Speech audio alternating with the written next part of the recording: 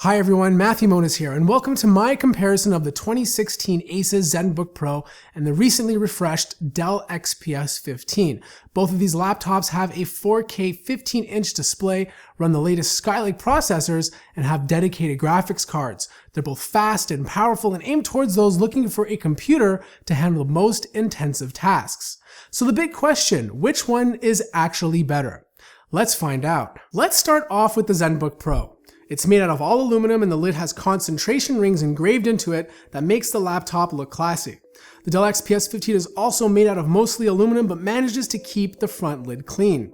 Placing them side by side, you can't help but notice how much smaller the XPS happens to be.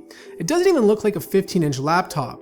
Well, it obviously is, and Dell has done a good job at fitting the laptop into a 14-inch form factor, and that's mostly due to their Infinity display, which we'll talk about later. Now, instead of an aluminum deck like the ZenBook Pro, Dell opted for a carbon fiber one.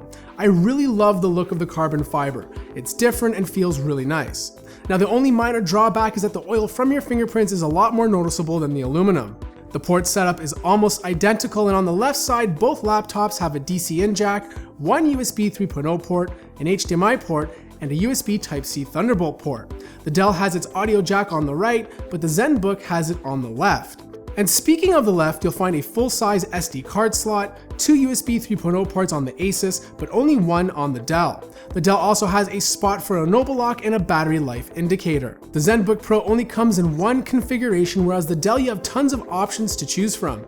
The units that I have here have the exact same specs: an Intel quad-core i7-6700HQ CPU, 16 GB of RAM, a dedicated NVIDIA GeForce GTX 960M, 512 GB of NVMe SSD, and a 4K UHD display that supports touch. The ZenBook Pro weighs 4.54 pounds and the Dell XPS is slightly lighter at 4.4. The ZenBook Pro costs $1,500 US and the Dell XPS 15 runs for $2,129. Now, as I mentioned earlier, both displays are 4K, but with the Dell you have the option to buy yours with a 1080p display. This will net you better battery life. The 4K screens are sharp, colors are vivid, and the viewing angles look great. However, the Dell XPS wins out with a brighter panel and being more color accurate. The screen on the ZenBook Pro is also a little too glossy, causing a lot of reflections. The bezels on the ZenBook Pro are a little thick, at least compared to the XPS 15, but in terms of touch, they both perform well. Pinch to zoom, multi-gestures, and scrolling work great. However, you will notice the hinge on the ZenBook Pro is a little loose, and you'll find the screen to wobble a lot when it's being touched. But having thick bezels is not always a bad thing, and the webcam stays placed above the display, which makes it the perfect location for video conferencing. It's too bad the video itself is quite poor and grainy. The XPS 15 on the other hand has a better webcam, but it's on the bottom left, causing the person to look off-centered. The keyboard on the Asus ZenBook has a wide layout, and it also includes a numeric keypad for heavy Excel users. The travel distance is good at 2.1 millimeters compared to the short distance of 1.39 on the Dell. It's definitely more satisfying to type on. The only minor annoyance I found was that the shift key on the ZenBook Pro was smaller and right beside the up arrow key, which caused a few typos. Both keyboards have a good amount of flex and offer more than one level of backlighting. The touchpads on both laptops are excellent, with the one on the XPS 15 being slightly bigger. Scrolling, pinch to zoom, and clicking work great. However, I found the touchpad on the XPS to be slightly more accurate. The ZenBook Pro is using Ice Power Audio, a Bang & Olufsen company, and don't be fooled by the beautiful spirals on the deck of the laptop. They're not speakers. Both laptops have their speakers on the bottom, not the most ideal place, but with laptops getting thinner, it seems to be the only option.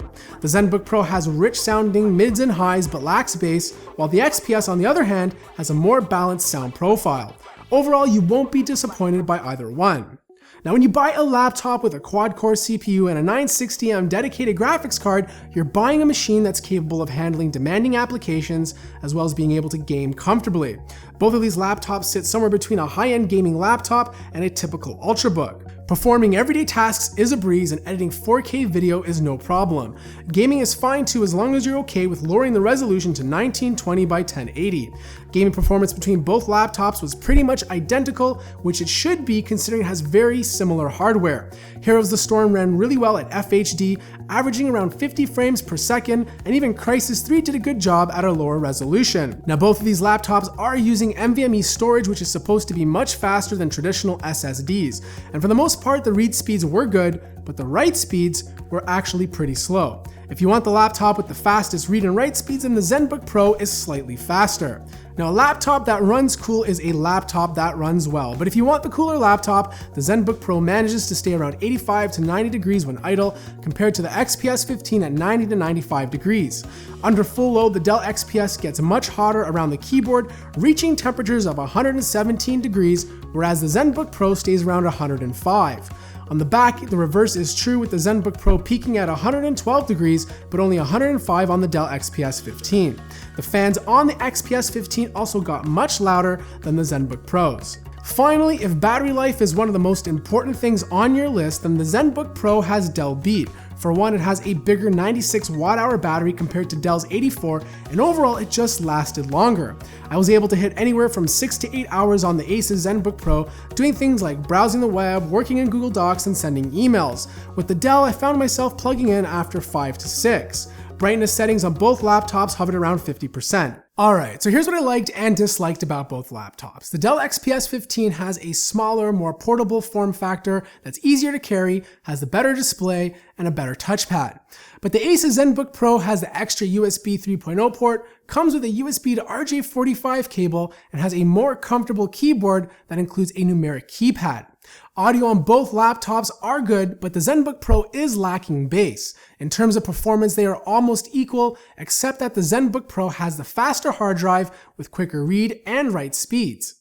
And finally, the ZenBook Pro stays cooler and quieter under full load and can last longer on a full charge. So what's the bottom line then? Which laptop should you actually buy? Well, if both laptops were the exact same price, I would say go for the Dell XPS 15 every single time. It's smaller, it's easier to carry, it's lighter, and that infinity display is absolutely gorgeous. The bottom lining is the engineering on the XPS 15 is absolutely awesome.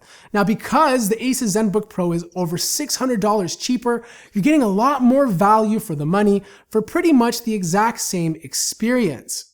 Now, I love both of these laptops. You really can't go wrong with either one. I want to hear what you guys have to say in the comments below. Are you someone who'd rather have the Dell XPS 15, or are you going to go for the Asus ZenBook Pro? I hope you guys enjoyed this video. If you did, you know what to do. Hit that like button. If you're new to the channel, feel free to subscribe. And as always, I will see you in the next video.